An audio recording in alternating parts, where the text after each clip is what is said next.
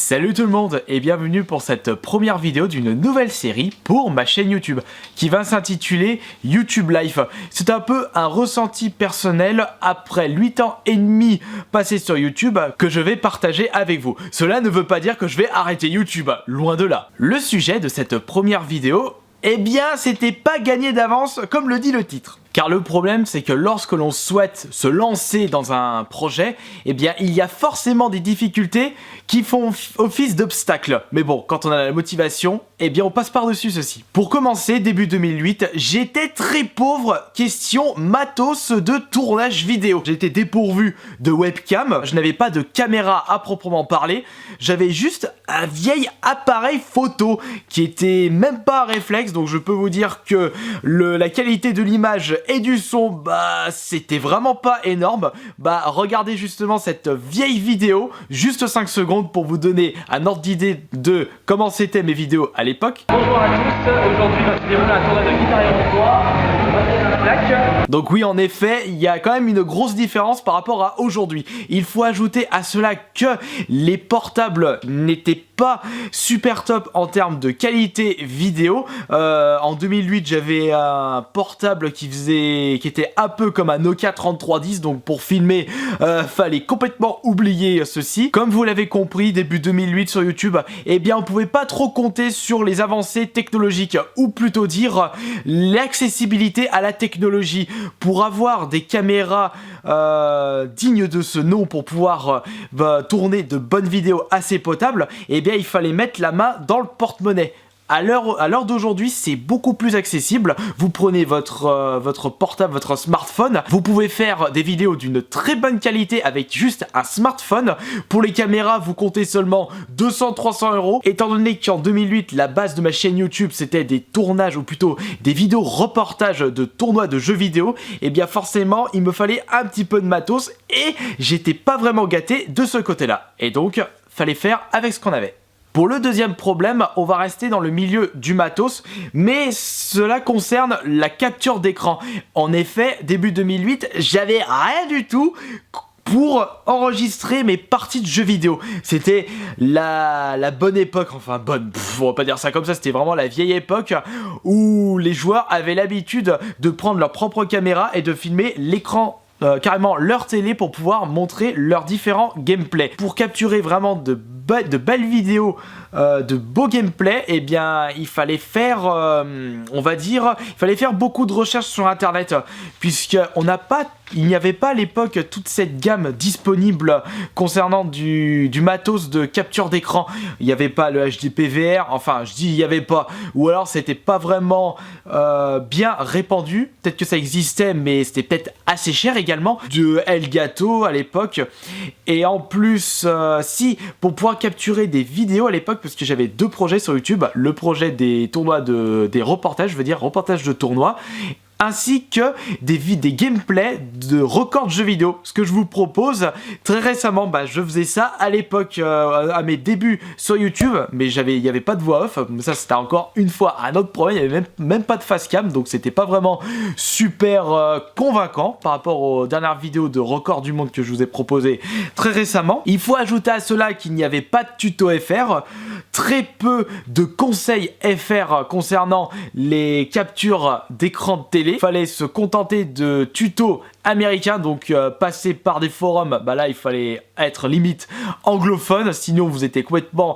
à la dèche complète. Mais fort heureusement, aujourd'hui, eh bien comme pour le matos vidéo tournage, eh bien c'est beaucoup plus accessible, où vous avez vraiment eu un large choix de matériel différent pour capturer vos parties de gameplay, et même encore mieux, vous avez carrément un bouton share pour la PS4 par exemple, où vous appuyez sur le bouton et vous avez déjà accès à votre gameplay. On parle de montage, mais à l'époque en 2008, j'étais un énorme noob en ce qui concerne les programmes de montage. Je ne connaissais rien du tout. En plus, j'étais pas super calé niveau informatique. Ça aidait pas vraiment. Et encore une fois, il fallait faire avec les moyens du bord. Donc à l'époque j'avais le programme gratuit qui était fourni avec le PC, donc c'était Windows Movie Maker. Ça me suffisait largement parce qu'il était assez simple, mais on ne pouvait vraiment pas faire grand chose à l'époque. Ensuite je suis passé sur, je crois que ça s'appelait AVS Editor, mais le programme était rempli de bugs.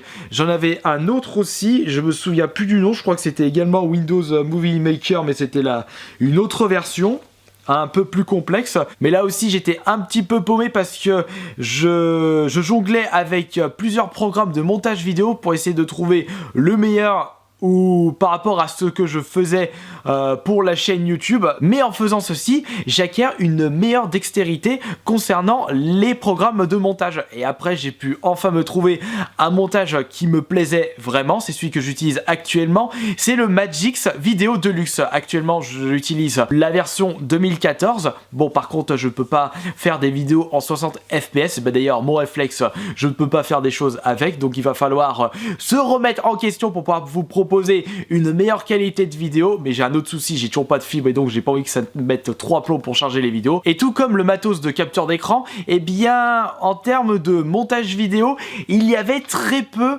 de tutos disponibles sur internet, que ce soit sur YouTube. De toute façon c'était ses débuts donc il n'y avait pas grand chose, et sur les forums c'était ultra compliqué et donc ça aidait pas vraiment. Donc encore une fois, fallait faire avec ce qu'on a. Le quatrième problème concerne le public. Bon, c'est un problème récurrent et même à l'heure actuelle c'est toujours un problème.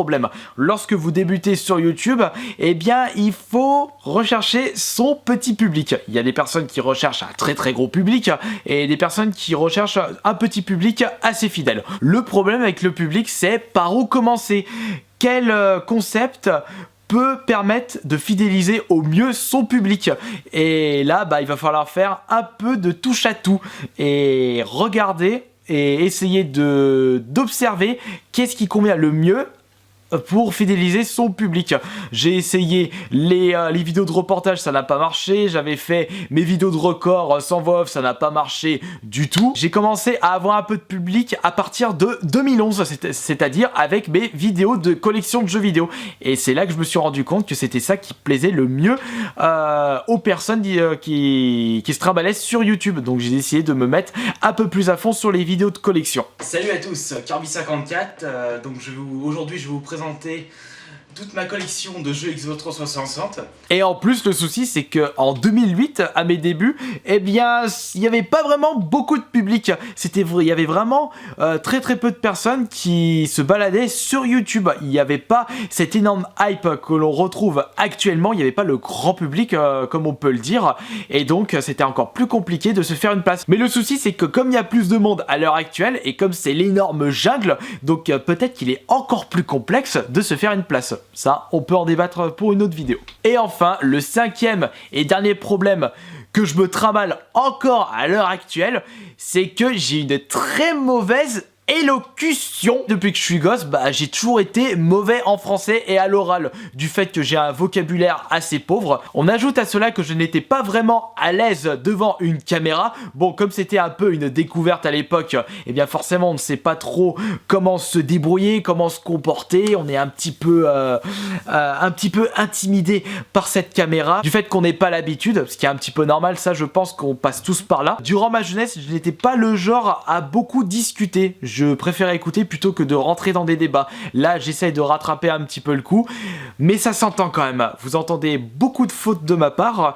lors de mes vidéos. Il faut également savoir que je fais beaucoup d'improvisation. Il n'y a rien de noté. Là, j'ai juste quelques mots notés pour me retrouver, pour éviter que j'oublie certains points dans cette vidéo. Ça, c'est le problème de la mémoire. Mais à force de persévérer, eh bien, j'ai réussi à améliorer cette élocution, mais il y a encore beaucoup de progrès à faire. Voilà, c'est terminé pour cette première vidéo YouTube Live où je vous disais que c'était pas vraiment gagné d'avance lorsque je me suis lancé sur YouTube, mais ce que je peux vous dire c'est que lorsque vous avez la motivation, l'envie et la passion, eh bien tous ces obstacles, vous les passez par-dessus.